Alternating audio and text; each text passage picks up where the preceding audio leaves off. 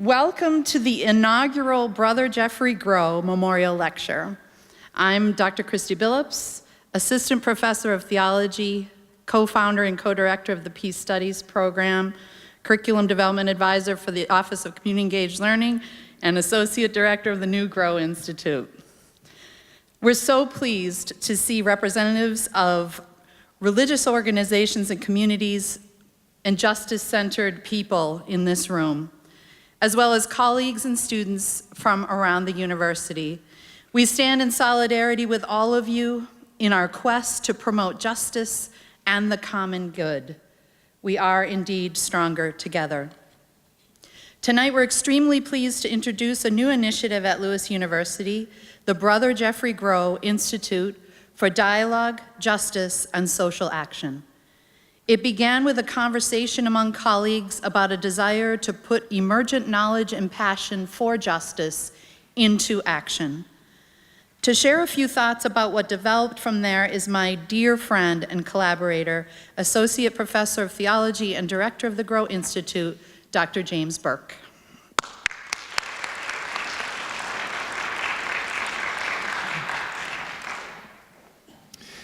The story of the Gro Institute's genesis still surprises me. Nearly 3 years ago, 4 of us came together to confront a burning question. How could we move students, faculty, staff, community partners, and ourselves, all of us passionate about social justice, into effective social action? This one-time conversation turned into 2 years of dialogue and deep listening. We met in peace circles, prayed, wove our different stories and worldviews together. We experienced delight in the dignity of the differences we found among ourselves. Out of our kinship, or as LaSallians might say, out of our association, we dubbed ourselves the Social Justice Alliance. And you can, on the back of your program are the names of the Social Justice Alliance. And this vision, a vision grasped us.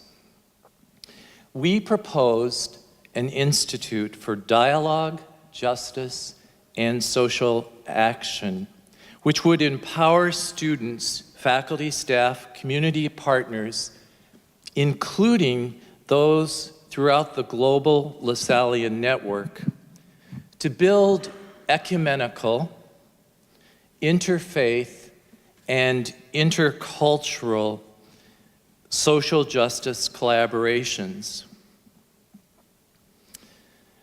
Late in the process, Dr. Kurt Shackmuth offered a powerful suggestion, naming the institute after the late Brother Jeff Gro, a scholar of Christian unity.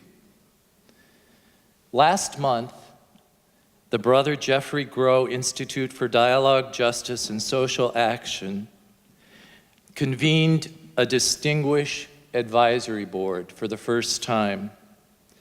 Tonight, we host a leading interfaith studies scholar for the inaugural Gro Memorial Lecture. Welcome to you all. Come join in our work.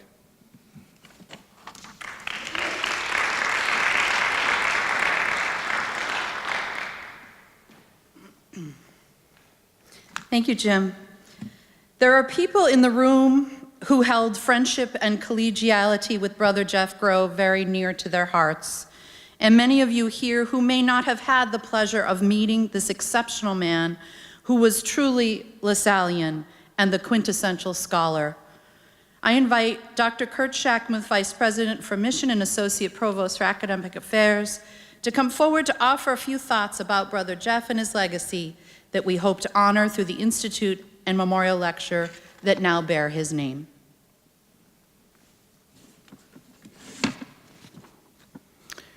Tonight's lecture is named for Brother Jeffrey Gro, a De La Salle Christian brother for 58 years who died of pancreatic cancer at the age of 75 in 2013. An internationally renowned Catholic ecumenist and theologian, Brother Jeff engaged tirelessly in broadening the scope of the ecumenical movement through untold numbers of dialogues and with religious groups, keynote addresses around the world, and by writing, editing, or contributing to 18 books, 310 journal articles, and countless book reviews. The passing of Brother Jeff was described by an official at the USCCB as a huge loss to the ecumenical movement, and a National Catholic Reporter article in 2013 chronicled an outpouring of grief and testimonies of appreciation from ecumenical leaders across the country who remembered Brother Jeff for his prolific scholarly achievements and his leadership. Brother Jeff was the first Catholic director of faith and order for the National Council of Churches of Christ USA for decades, and subsequently served as associate director for the Secretariat for Ecumenical and Interreligious Affairs for the United States Conference of Catholic Bishops. In addition, he taught at Christian Brothers University in Memphis, at Memphis Theological Seminary, at Franciscan School of Theology in Berkeley, and at Catholic Theological Union in Chicago. Brother Jeff chaired Lewis University's theology department briefly in 1967 and returned here to Lewis in 2011 as Catholic Studies Scholar in Residence, where he served until his death in 2013. On a personal note, I just want to say this for those who didn't have the occasion to know Brother Jeff. You should know that he was incredibly gentle and kind, strongly committed to the Lasallian mission, and also a lot of fun to be with. It also goes without saying, he was smart. He was actually what we call wicked smart. He exhibited the kind of intelligence that could simply astonish. So what does all this mean? It means that the new Gro Institute, in its mission and focus, reflects what Brother Jeff loved: the Lasallian mission, exploring ecumenical and interfaith collaborations and relationships, peace studies, challenging assumptions, thinking outside of the box, and doing things differently, and most of all, teaching in ways that enlighten, promote discovery, and help us to be better thinkers, citizens, and persons of faith.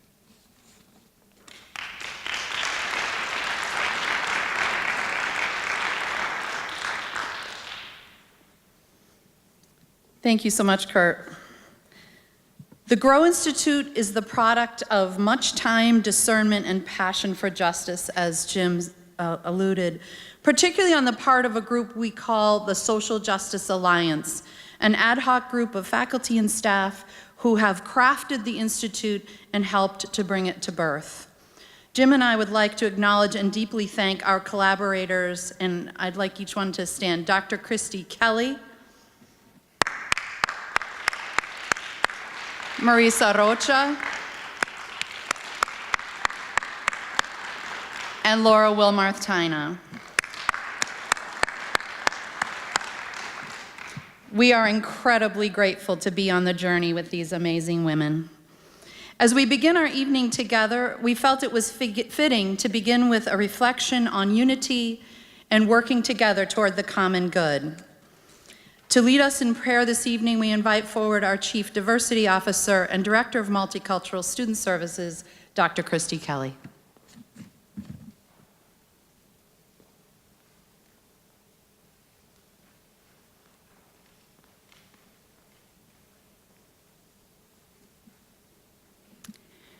In the spirit of love and compassion, let us pray.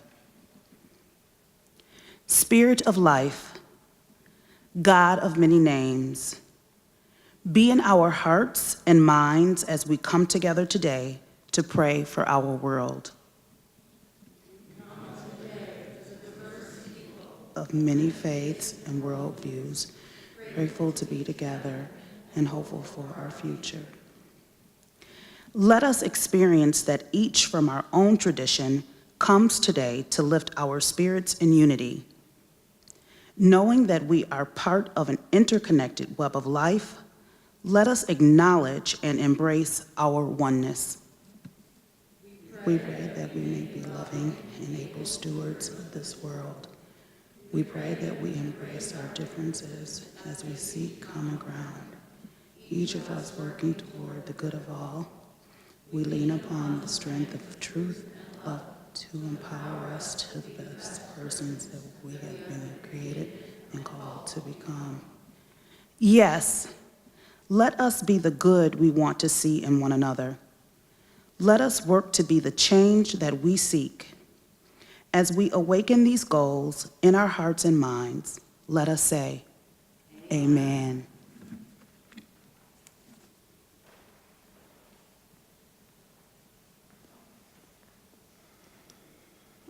Thank you, Christy. In a moment, we will have the distinct pleasure of hearing from and engaging with our keynote speaker this evening, Dr. Jennifer Howe Peace, who has become a sister in this very short period of time. To do her introduction justice, we have invited an interfaith scholar and practitioner, Dr. Scott Alexander, to share a few thoughts about Dr. Peace. Dr. Alexander is professor of Islamic Studies, director of the Catholic Muslim Studies program, and chair of the Department of Intercultural Studies and Ministry at Catholic Theological Union, and most importantly, in my book, my very dear friend and brother. Please help me to welcome Dr. Scott Alexander.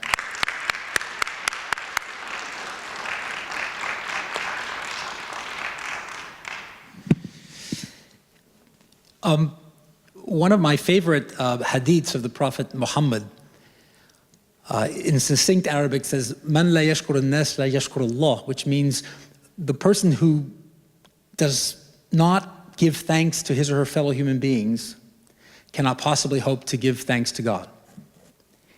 So I want to thank Christy for inviting me to enjoy this incredible privilege and blessing of introducing my colleague and friend, Dr. Jennifer Howe Peace. I want to thank all of you for coming here tonight. There are lots of things happening in the world. Dr. Peace and I are both from the Boston area, and we're both being deprived of watching the Red Sox whip the Astros and win the pennant, inshallah, God willing, right? But seriously, I also want to thank this incredible learning community of Lewis University. Ever since I first stepped foot on this campus years ago, I was introduced to the Lassallean ethic that really permeates so much of what is done in so many different units of this university. And it's an ethic that, you know, is based on a commitment to justice, certainly, but a commitment to justice through the cultivation of excellence, right? And I think in one way or another, in many ways actually, this evening reflects part of that commitment. The university thinking through its prospering peace studies program and asking itself important questions about the role in which interfaith studies can and should play in that thriving peace studies program. And not only the perspicacity to sort of pursue those important questions, but also the wisdom to invite, to help this community do that. One of the leading voices in interfaith studies, not only in the United States, but actually in the world. Jennifer Howe Peace is Associate Professor of Interfaith Studies at Andover Newton Theological School, where she has directed the Center for Interreligious and Communal Leadership Education. It's important to say interreligious because the acronym CIRCLE depends on the R in interreligious. She's the founding co-chair of the American Academy of Religions group Interreligious and Interfaith Studies. She has many publications. One of the ones that I think has been sort of most transformative and actually most fertile in terms of growing this emerging field is My Neighbor's Faith, Stories of Interreligious Encounter, Growth, and Transformation. Dr. Peace edits the Journal of Interreligious Studies. and the state of formation. These are incredible contributions that she makes as a scholar and a teacher. When I think of Dr. Peace, I'm reminded of this image I sometimes use in my Introduction to Islam class. It's the image of a person sitting in the julus position of salat, of prayer. But the image of the person is made up of the words of the testimony of faith. And I always think that this is a way of saying that, the true supplicant actually embodies the testimony of faith, embodies in herself or himself what she or he professes. And I wanted to make the point that that's one of the things that's so special about Dr. Peace. It's not just her incredible teaching and scholarship, but she also embodies the work of interfaith. I'd love to see a portrait of Dr. Peace made up of, interfaith words or expressions, because that would really reflect the reality as I see it. And I would locate not only her great prowess as a teacher and a scholar, but her ministry embodying interfaith studies and the kind of radical kinship of the human family that it's oriented towards in her love of story. Because what is a scholar and a teacher if not someone who learns to listen to stories, to think about the stories she's heard, to retell those stories in ways that engage people to think about their own stories. That's part of being a good scholar and a good teacher. But it's also a very important part of the actual ministry of interfaith engagement, which is why I couldn't have been happier to see the title of Dr. Peace's talk, which I know, giving talks myself, titles change. But I think there's a piece of this title that doesn't change, probably, and that is the story piece. And so I am honored and privileged and humbled to be able to introduce to you and ask you to join me in welcoming Dr. Peace as she presents to us Interreligious Engagement as an Obligation of My Faith, Stories from the Field.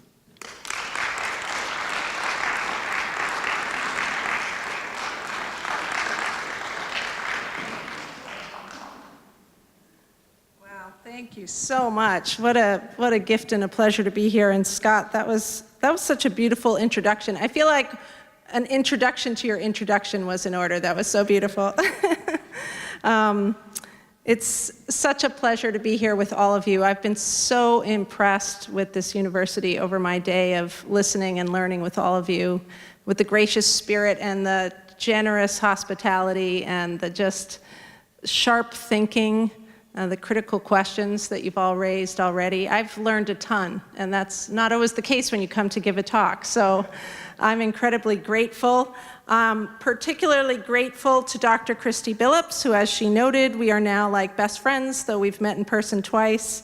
Such a kindred spirit. And to Dr. Jim Burke, the collaborative conversations we had leading up to this have been truly creative catalysts in my own thinking.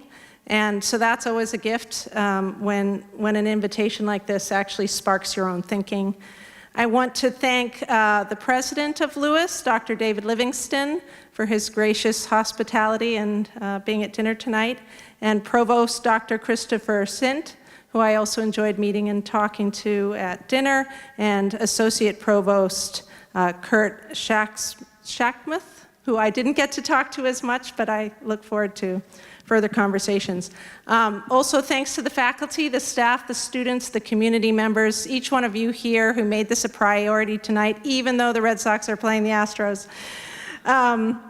It really is something to be with a community of people who are interested in having this kind of conversation. I think we need more of these spaces, and these spaces are perhaps becoming a little more rare. So it's a testament to each of you that you prioritized this and came out for this conversation. I'm honored to be the inaugural speaker for what strikes me as just such a well thought out and much needed center the Brother Jeffrey Gro Institute for Dialogue, Justice, and Social Action. And I love all the words in your peace teach-in, call to kinship, deep listening, dialogue, and the dignity of difference. Those are basically like the pillars of, or the foundations of all this work. Those are sort of the key words around which this work is built.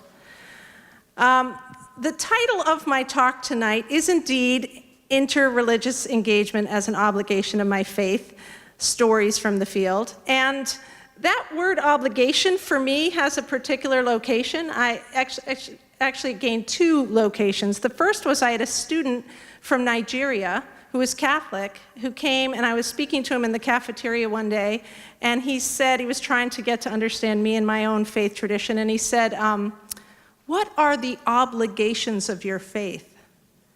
And nobody had ever asked me that before. Nobody had put it that way.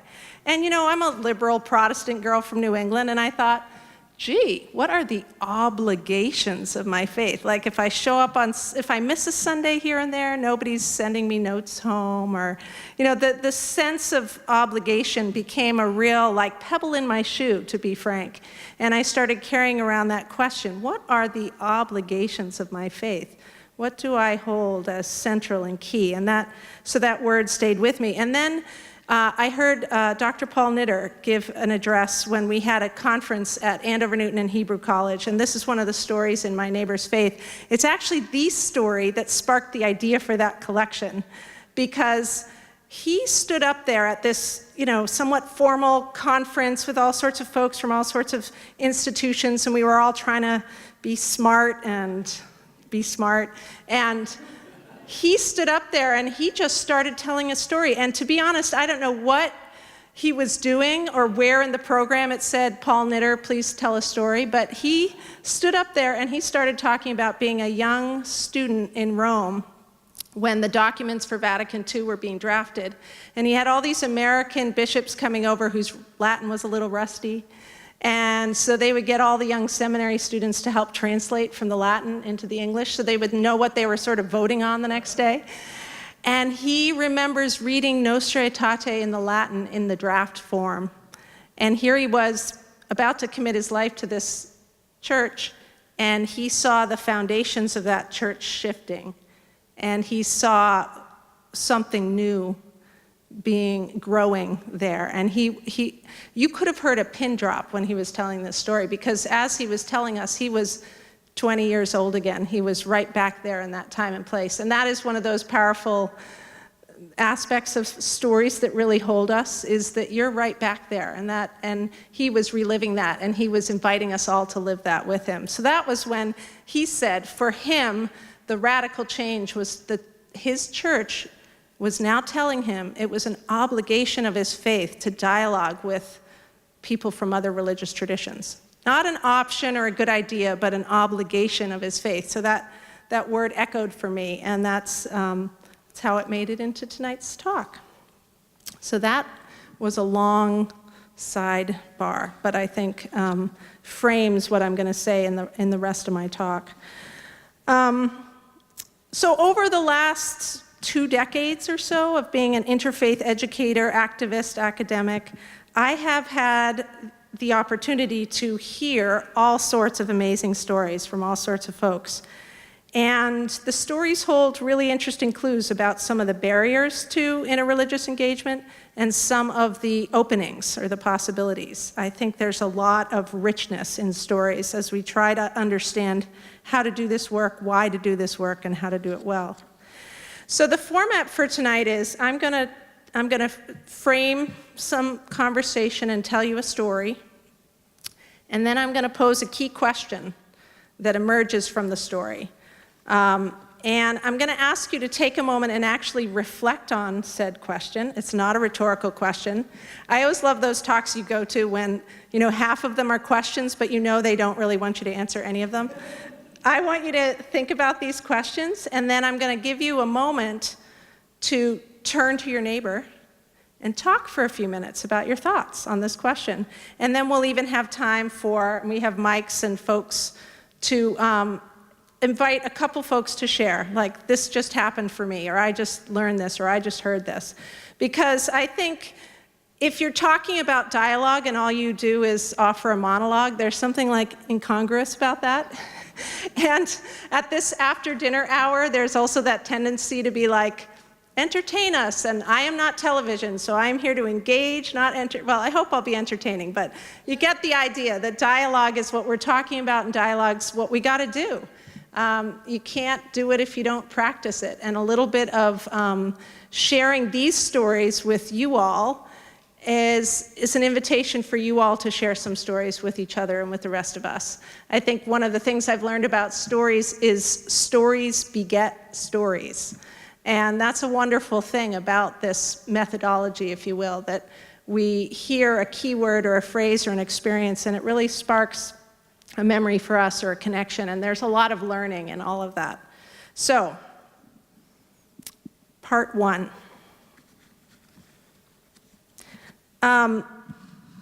Okay, I have this written in here, so I'm going to do this, but we'll see how it works. So someone told me that I should always start my lectures with a joke, and I was looking around for like good religion jokes, and there's not a lot of good religion jokes out there that I could find. I'm just going to be honest. But so here's a joke, and I think you're probably not supposed to start by saying here's a joke. It's just supposed to be evident. But you know, I'm working on this, so give me a break. So Jesus is talking to his disciples, right? And he's like, guys, I've got this really important talk I'm going to give, and you know, his disciples are looking sort of tired and distracted, and he's like, listen up, guys. I do not want to end up with like 4 different versions of this, okay? Thank you. Whew. I was like, what do I do if there's not a single laugh in the house? And then here's the great part. It's also a segue to my comments. So luckily we did get 4 Gospels, and I love them for both their similarities and variations, which always expand my thinking. And I actually want to start tonight with the Great Commandment, which shows up in all 4 Gospels. It's such a familiar passage. I think sometimes we forget its power. I mean, it's one of those things you can hear so much, you don't hear it anymore. But the idea to love God with all our heart, soul, strength, mind, and to love our neighbors as ourselves is the crux of what it means to be a Christian. And I would argue it is core to authentic interfaith engagement. Love is a profound and remarkable resource, and it creates a whole host of other dispositions that fuel this work. Humility, curiosity, forgiveness, courage, to name just a few. Now, something I find really interesting when you look at the 4 Gospels side by side is that in the synoptic Gospels, we can use these terms in these settings, Matthew, Mark, and Luke, the wording is really similar, and they're almost identical, little variations, but we have this really interesting twist in John. So instead of the standard litany, you shall love God with all your, it says, we have Jesus saying, just as I have loved you, you also should love one another. Just as I have loved you, you also should love one another. The dependent clause in John's version, just as I have loved you, in other words, our capacity to love one another is in some way dependent on, modeled after, predicated on Jesus' love for his disciples, God's love for us. So we are being shown a model. Just as I have loved you, you are to love one another. So that implies we need to know something about what it means to love God and what the love of God is like, what we're modeling on. So here's my first story. I was speaking at another university about the possibility of connecting with others across lines of difference without this requiring us to diminish or wipe out our differences. We can both sort of see the unique ways we understand the world and have authentic relationships. And I said to them, how many of you have stopped trying to convert your spouses, friends, etc., to thinking or believing exactly the way you do without that lessening your love for them?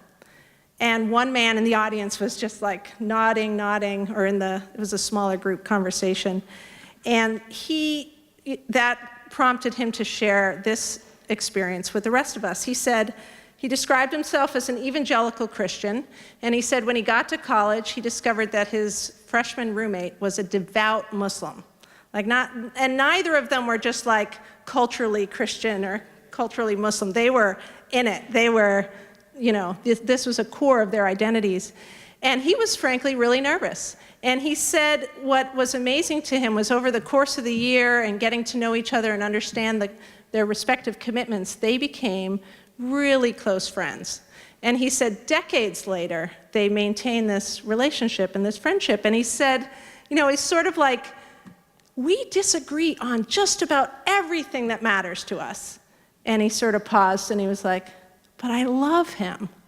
And it's that juxtaposition that I think is so powerful, that love can really create connections where logically there seem to be few places where you're connecting. But there's this quality, this capacity, this human capacity to find that place of connection and say, I'm sticking with you, I'm figuring this out because I love you. Like, I have to be in this with you.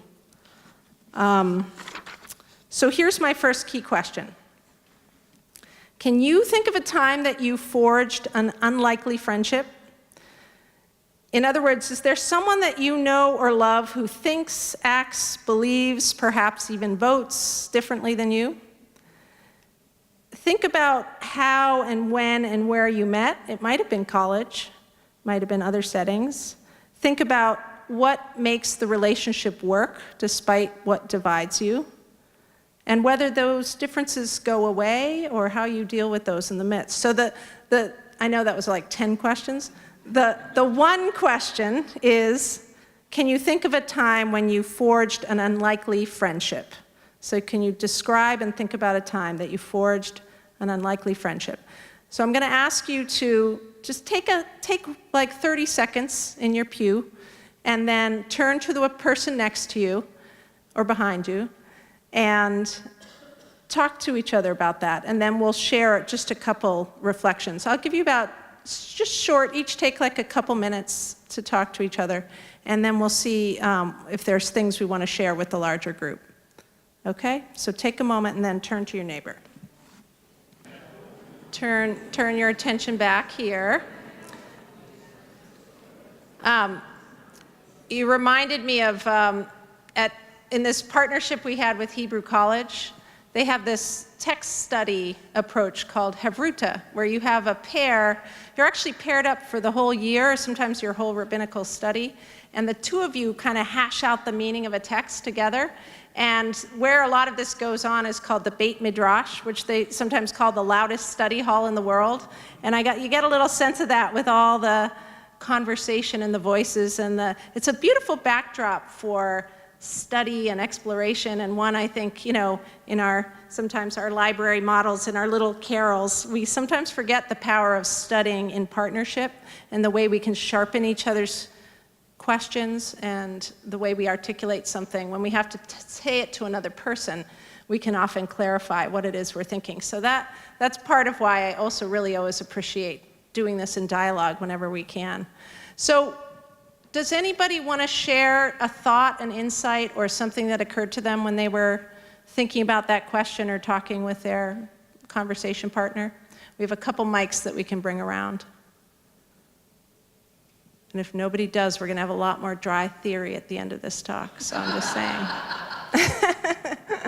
Don't make me do it. Yeah, Scott has...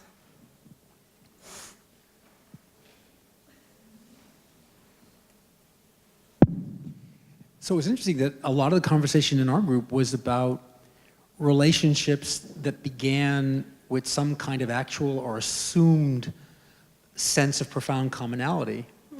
But then over the years, as people grow into adulthood or take different journeys, experience different challenges in their lives, turn out to be very different people than either anyone in the group may have perceived them to be when the bonds were first formed, and yet the value of still struggling to hold together as a community of friends or family out of love.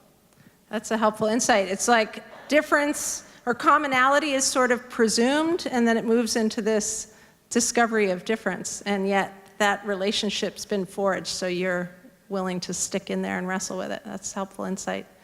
Other folks have, yeah. Here's a mic for you coming. We were hypothesizing, we're different ages, right? And different experience, and I don't know how you feel about that, but we were thinking it's harder for her to cross boundaries, especially political boundaries, and maintain those friendships at this particular historical point than it might have been for me to do that with those kinds of differences, that to keep the dialogue going. That's a really sobering and useful insight. I think the polarized climate that we are living in right now divides us in ways that I think we're going to be seeing the consequences of in years to come. So if everybody here commits to talking to one person who's profoundly different than them when they leave this space, I think that's the kind of thing it's going to take, that this is a countercultural move at this moment. That's something that's worth thinking about. And that, frankly, worries me a little. Like, I think we need a culture where this is not countercultural. But it's part of why we're talking about it now, and that's really helpful to reflect on how the political climate in any given time is going to impact the possibility of these kinds of relationships we're talking about. Very helpful. Other folks had thoughts? Yeah, another mic.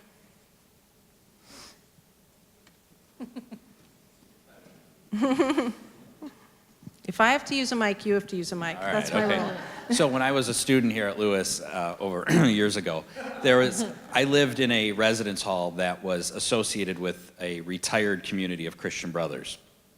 And so for breakfast and lunch every day, I and the other students who lived in the residence hall that I lived in shared meals with retired brothers who were, in some cases, 40, 50 years older than me, 30 years older than me.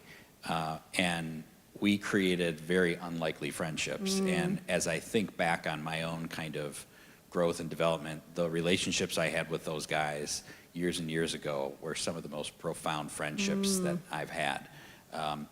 And so when we look at what you said, Bonnie, about age difference, that's an example in my mind of a really, really valuable kind of friendship and relationship that was happening a long time ago, and it's harder to have those kinds of relationships today. That's a great example. I just came across an organization called Nuns and Nuns, N-U-N-S and N-O-N-E-S. So millennials who don't affiliate with any religious identity, getting together with nuns in various stages of their vowed lives, and really talking about community needs, meaning making, and what they each can get from each other. And I think these intergenerational relationships and bonds are profoundly important. One of my unlikely friendships actually is with a woman who's in her late 70s, Greek Orthodox, and we met because we were sitting on a park bench together, and we were both reading the book Zero, The Origins of Revolutionary Idea. And I was like, you're reading about the history of zero? So am I. And out of that really strange coincidence, we forged such an interesting friendship. And it's one of those things that it's perspectives I just wouldn't get anywhere else. And there are some profound differences, but we're like, I love you. I don't know how you can believe that, but I love you. So thank you. Does anyone else, maybe one more comment? Or are we sort of there for now? Oh, one more. Yeah, right back here. Somebody, Mike. Thank you.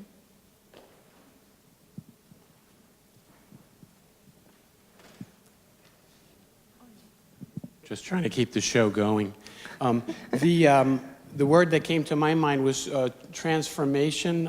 It wasn't what I'd been thinking about, but with my partner, he talked about an openness to listen deeply, the words that we were talking about, to allow yourself maybe to consider your identity being different. When Bonnie talked about boundaries, you and I might know Catherine Albanese's discussion about religion.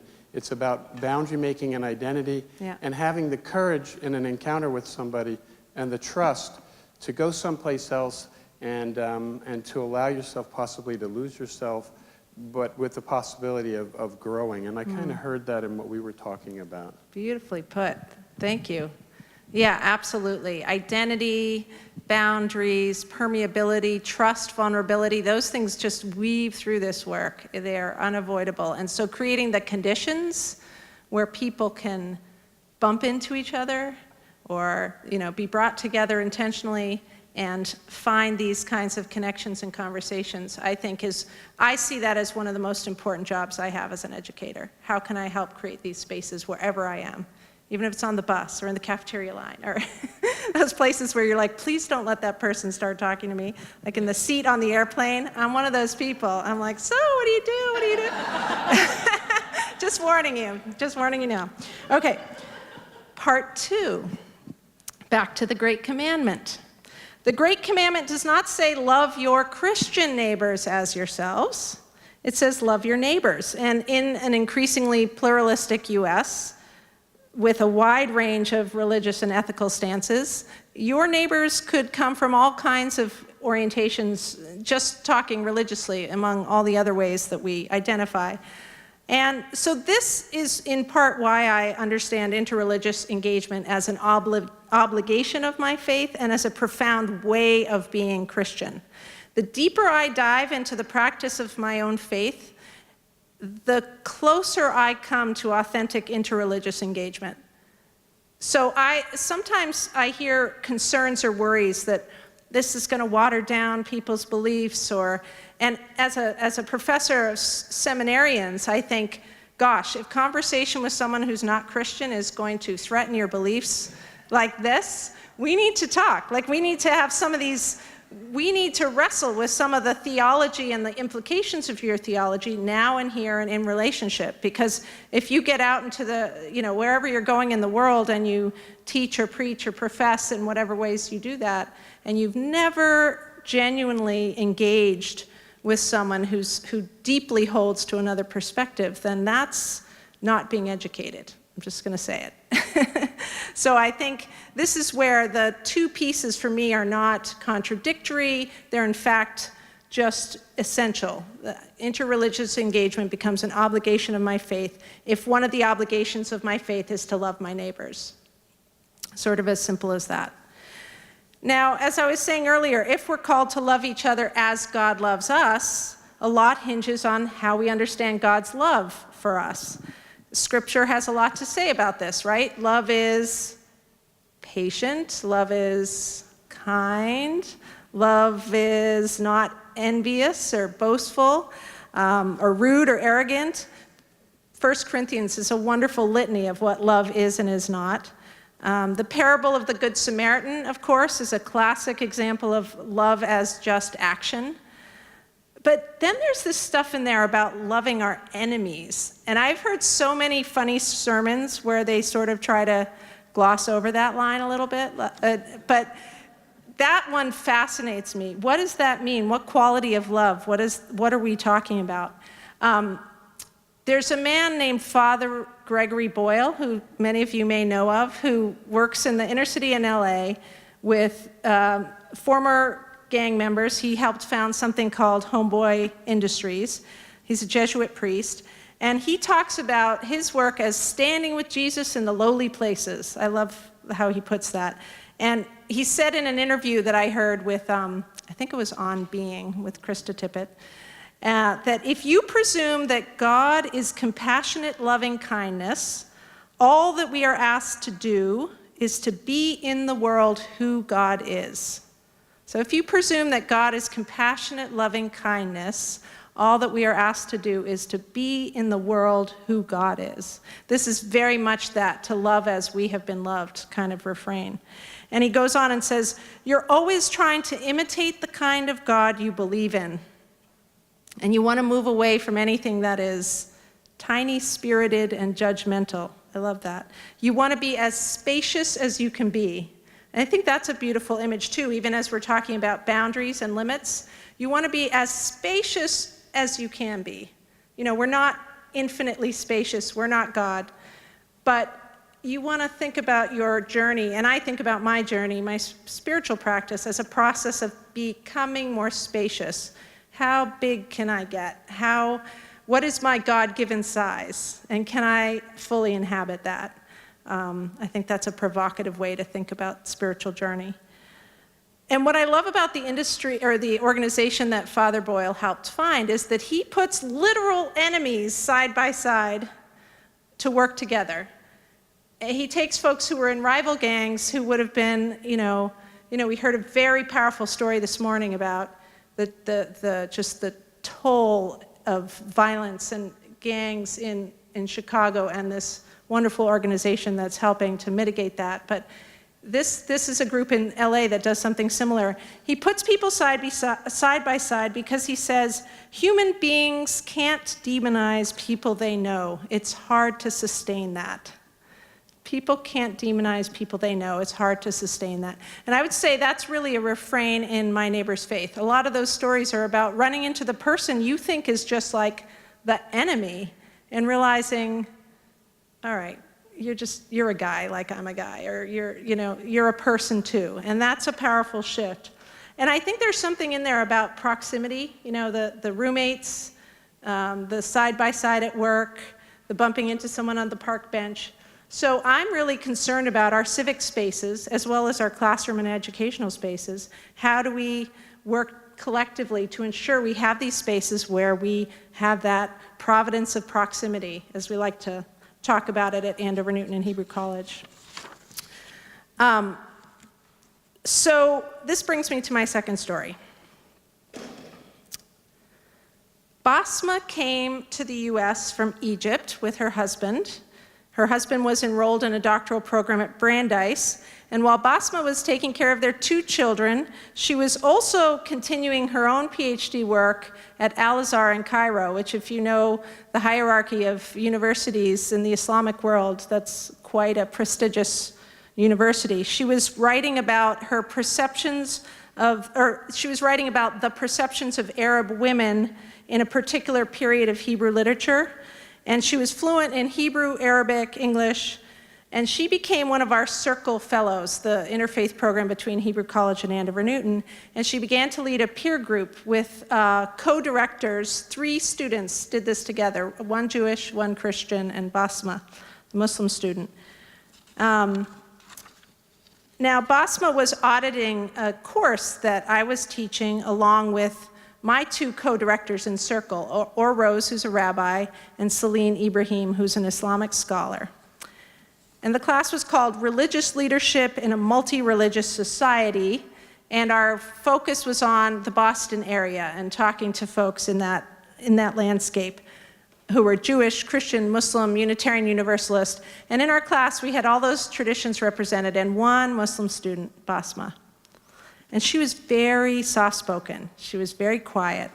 And she tended to listen far more than she spoke. But one day she raised her hand, and she talked about just how limited her encounters with non-Muslims had been before she moved to the States from Cairo, and how expansive and varied they had been since coming here. And then she says, our experiences change who we are. And I was like, oh, Basma spoke up. That's awesome. Yeah, our experiences change us. Great. Okay. So anyway, getting back to my lecture, I sort of heard her, but just sort of continued on. And the next day, Basma, who was infinitely patient with me, raised her hand again, and she just said, our experiences change who we are. I was like, of course, our experiences change who we are. It sort of went from being this very sort of mundane observation to being this very simple way to talk about what's at the heart of all this work. Like, why foster these connections and relationships and encounters? Because literally, our experiences change who we are. There's a lot of layers to it. I started I don't know how much of this Basma meant by her comment, but I started going on with the implications of this. And I think it's an essential aspect of the work, that by design or by chance, strangers or enemies can become neighbors and friends, and the way we imagine the world can bump up against a wider reality. And in Basma's case, what she thought she knew about Jews and Christians, and perhaps even Muslims, had to change, because she had encountered a reality that was just fundamentally different than what she had encountered in Cairo. And she was a different person because of it. So here's my second key question. Can you describe an experience or encounter that changed you in some way? So it doesn't have to be an interreligious encounter, but try to think of something where your perception or your way of seeing the world or understanding like how the world worked shifted a little or was challenged. To give you time to think about it. As one thing that strikes me is when I was working on My Neighbor's Faith collection and thinking about the story that I would put in there, sometimes these stories don't sink in for a long time. Like the story I wrote about was an encounter with a Muslim classmate who was describing an experience of sort of God's presence that I just was pretty dismissive of at the time. I'm like, you're talking about Allah, I'm talking about God. I don't really see what these have to do with each other. Like, I was having none of it.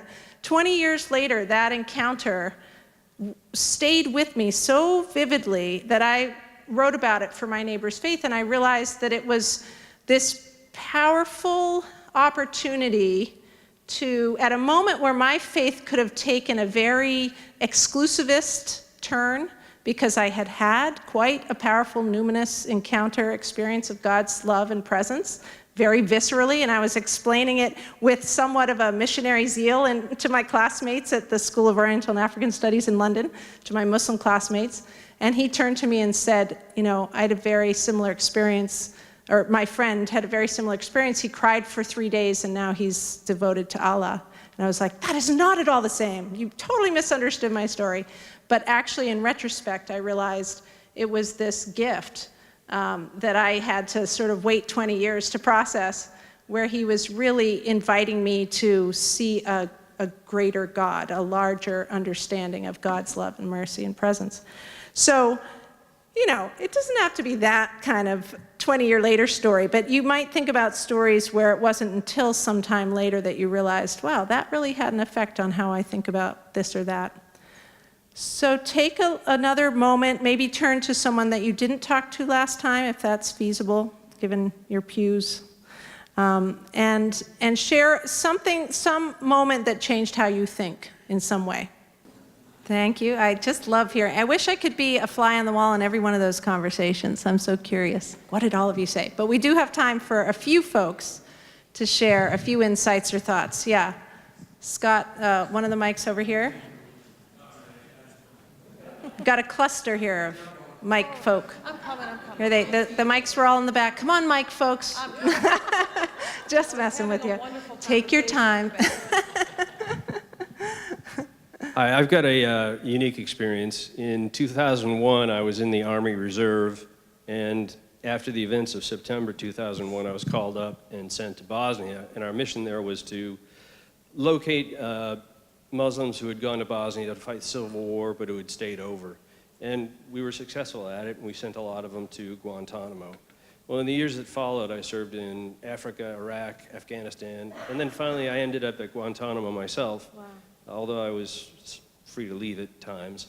And I began to become involved in the case of a young detainee who was born on the Pakistani border, and I began to view him as innocent, as somebody against whom there was no evidence. And I felt I had to do something, so I tried to raise it in the traditional ways, and it didn't work.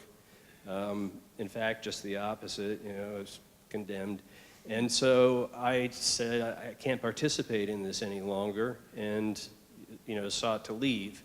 And the response was predictable, you know, condemnation, whatever.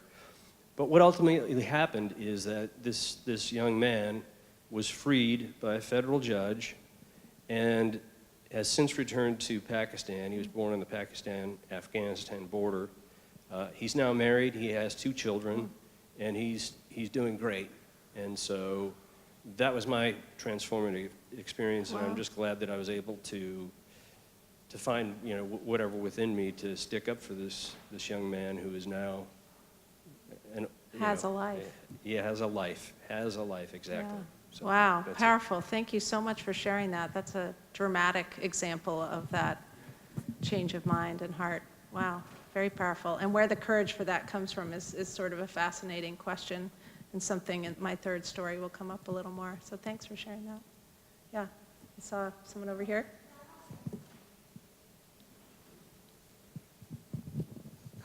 So for me, when I was in high school, I was a gym leader for students with special needs.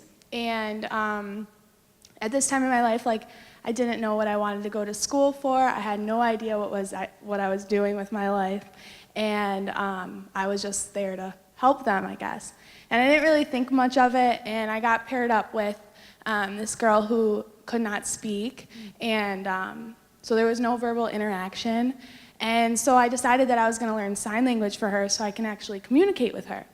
And from there, I was like, I want to see if there's some way I could. Like, I started to get really involved with her, and I didn't think, it was that big of a deal, but it was really important to me to, like, help her. And so I tried to do everything I could to try to get her to speak, and because I thought that it would be cool if I could do that.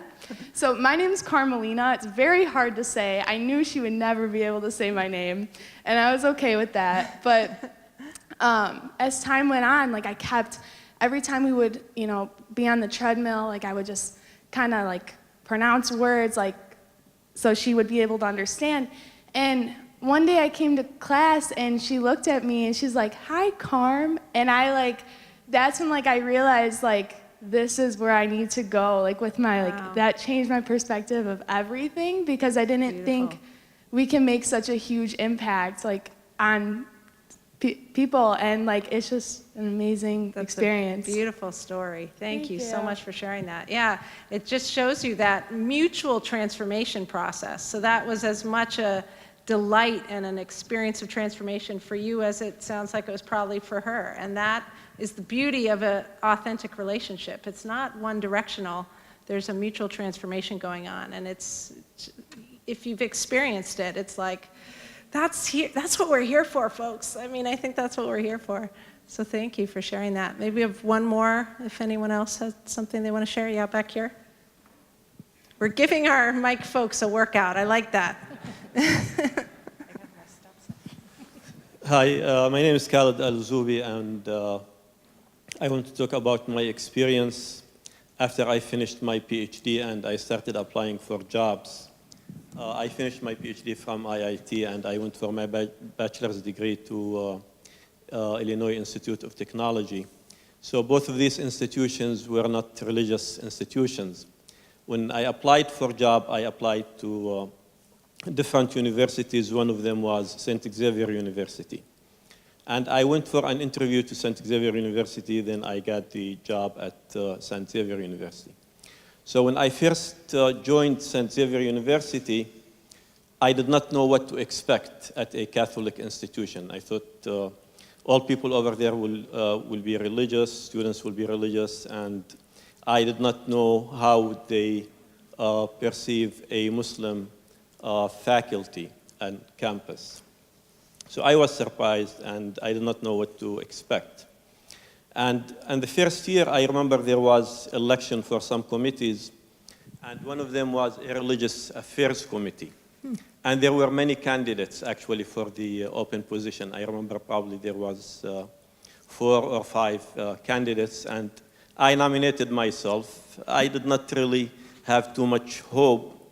Then when I introduced myself as a Muslim who has been in this country for this many years. And I said, if I get elected, my goal will be to promote interfaith dialogue on campus. And I would like for St. Xavier University and for prospect students from the outside to feel that St. Xavier University is a welcoming environment, not only for Catholics, but for people of different faiths. And 2 days later, I found out that I was elected for the position. So I was very happy to learn that I was elected for the position. And actually, the first event we did, we invited Dr. Scott Alexander, and he was our first speaker. And then Good choice. this event continued to occur on a regular basis until I left about 2 years or 3 years ago. So we did have 10 consecutive, we used to call it Interfaith Expo, on a yearly basis. And when I came over here also, I started talking, the first person I talked to was Christy Billups, because I remember when, for new faculty introduction, she announced, I did not even know her at the time, but I remember she announced an event, I think it was about social justice. So I said maybe she would be the key person to talk to about interfaith activities over here. And when I approached her, she was very welcoming, and she introduced me to Jim Burke, and I found a great welcoming environment over here. So this Lovely. changed my perception and my views about things based on my experience. Yeah, thank you. That's a great example of sort of, we all have expectations about what's going to be accepted, not accepted, allowed, not allowed, welcome, not welcome. And sometimes it's the taking the risk of testing out your own assumptions and being proven wrong, that there was a welcoming spirit there. And that's a lovely, lovely result when that's the way the story goes. So thank you, everyone. Those were very, very distinct and powerful, different stories that really, I think, illustrate a lot of what we're talking about. So now I come to part 3, the final part of my discussion this evening. We started with the Great Commandment as an orienting point for what it means to be a Christian and why interfaith work is not only consistent with, but actually an obligation of my faith and a way of being Christian.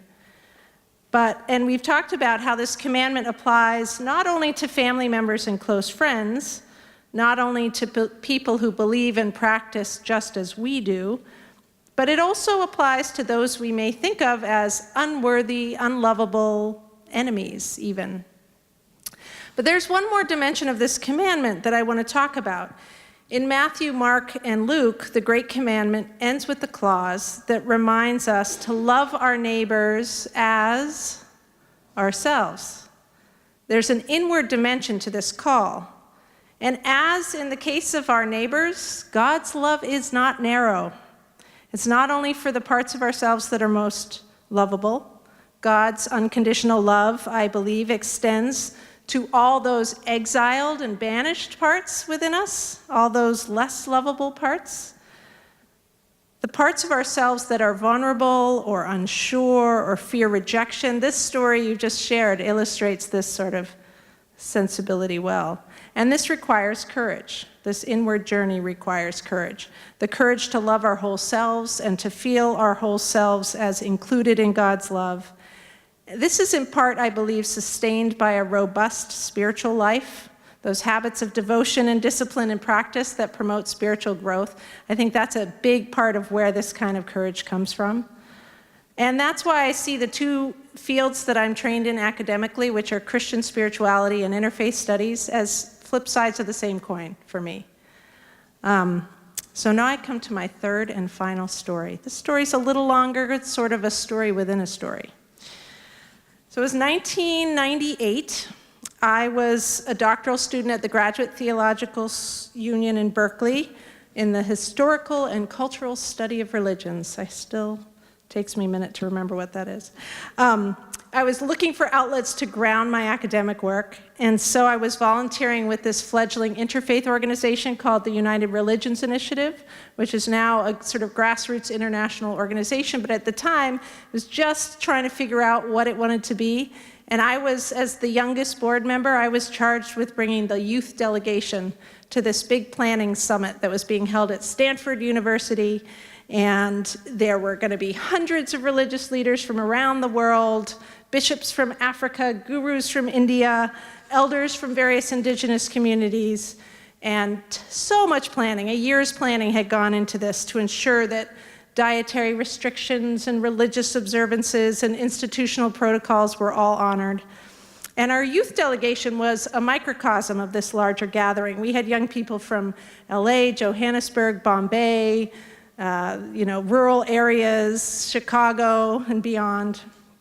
And as part of the conference design, Each delegation from various geographic locations and our youth delegation were invited to offer a prayer or reflection that opened one of the sessions. And this was a pretty formal event.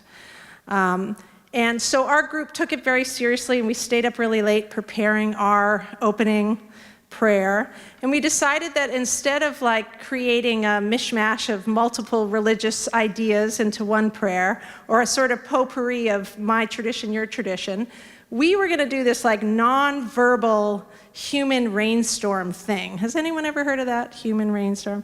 So it's this exercise. One of the women in the group knew about it. She probably learned it at a youth group thing or something. But it's a really neat thing when you have a large group of people. You start with like just rubbing your hands together, right, like this. And then people in sequence start shifting over to snapping, and then it becomes, clapping that pops the mics, and then sort of hitting your, and then stomping your feet, and it becomes this enormous crescendo. Picture 20 or 30 people doing this. And then once you get to that loudest point, you wind back through each of those steps until everyone's back to this, like, and then you drop out one by one, and it's like really quiet. It's like the storm has just rushed in and rushed out. And we thought this would be this great nonverbal air clearing. We were all a little tired of all the talking that the grown-ups seem to be able to do forever and ever, and that I've gotten very used to doing, I will admit. But we were really like psyched. We'd stayed up late, we'd thought it through. We thought, this is what we were gonna do. So came to the morning session, and we were all ready. But as it turned out, in the morning, we got bumped. There was another delegation. They thought it was their turn. The director was like, all right, the South Asian delegates, they get to do the blessing. You guys can go in the afternoon. So we're like, okay, we'll go in the afternoon. And it came to the afternoon. Well, another delegation had to leave early, so they're like, well, let's give them this slot so they can do the opening blessing. You young people, you're going to be bumped again. And we're like, okay. And, I charged with bringing the group together and knowing that everyone had stayed up late preparing. Like, I was kind of irritated, but I sort of grumbled to a few friends and then, didn't contest it. I let it drop. And about halfway through the afternoon session, I completely forgot about who did what opening prayer, because a Christian friend from San Francisco who was involved in interfaith work suddenly stood up in this esteemed assembly and said, "My name is Christian," that really was his name, "and I am a gay man, and I have not felt safe or welcomed at this assembly, which is supposed to be about tolerance and peace." There was just a very different kind of silence than when Paul Knitter was telling his story. Christian spoke totally out of turn, unscripted, from his heart, and he began sharing a part of his story, and he was like trembling. And as he talked, many of the delegates stood up quite pointedly and walked out.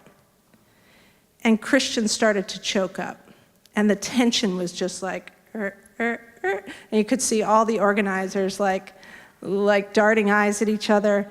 And Christian just burst into tears. 35-year-old man in the middle of this 350 international gatherings, just sobbing. His words were just abandoned, lost. And he cried alone in this assembly, and all of a sudden, out of this assembly came these women, these large, brightly dressed indigenous women. It was like, I'd never seen anything like it. It was from all different parts of this huge tent. They just came out and surrounded Christian in this circle, and they started crying with him and speaking to him, and they laid their hands on him.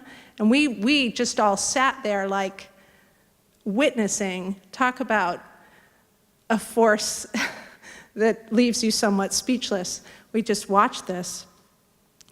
And whatever they heard him say, whatever they did or didn't understand about his story, whether they agreed or disagreed or disputed, etc., they were listening to the pain behind his words, and they just like embraced him, quite literally, and held him till he stopped crying. And when these women stepped back, Christian said, I just want to add one more thing before I sit down. And I'm like, oh my gosh, what is he going to say now? What could follow that? And so he goes, the young people at this summit have not been treated with the respect that they deserve. They got bumped in the morning session. They got bumped in the afternoon session. And so he says, Jenny, would you come up here and pray for us? And I was like, whew, you know, to be honest, I was not like, yeah, Christian, let's do this thing. I was like, how could I get out of this? Like, what's the reason I cannot possibly go up there and pray?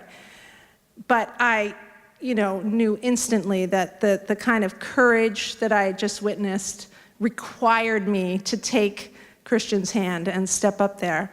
So I stepped up there, 350 delegates from India and Africa and Asia, all staring at me, dead silent. And I'm usually pretty good at thinking on my feet and making a joke. And I have never had less idea of what to say than that moment when I was standing in that assembly. I mean, it was humbling and it was powerful. And I just stood there for what seemed way too long, and nobody came up and surrounded me or said anything or moved. And finally, I just held out my hands empty and said, do you want to pray? In this tiny little voice, do you want to pray? And all my friends, all the young people came up from all the different parts of the assembly. And what was beautiful about it is, as we had planned it, we all stood in a circle. And this time, instead of that inward-facing circle surrounding Christian, we were all in this outward-facing circle facing the Grand Assembly. And we started rubbing our hands, snapping, clapping, and just this crescendo, this rainstorm swept in and swept out. And it was beautiful. It was so powerful. So now I turn to all of you one last time for our final reflective question. Have you ever witnessed or been called to act with courage in a fraught situation like this? Or in a fraught situation? Or perhaps you've stood with someone who was acting from a place of courage. Sort of think about that or what you might have learned from it. So have you ever been called to act with courage or to witness and stand with someone who has acted with courage? So we're going to, similar to before, we're toward the end of time, so I'm going to shorten this and just give you 2 minutes. I hope this leaves you with an appetite for more of such conversations. You can actually do this anywhere. You can take these questions with you into the cafeteria and annoy those people at the table next to you.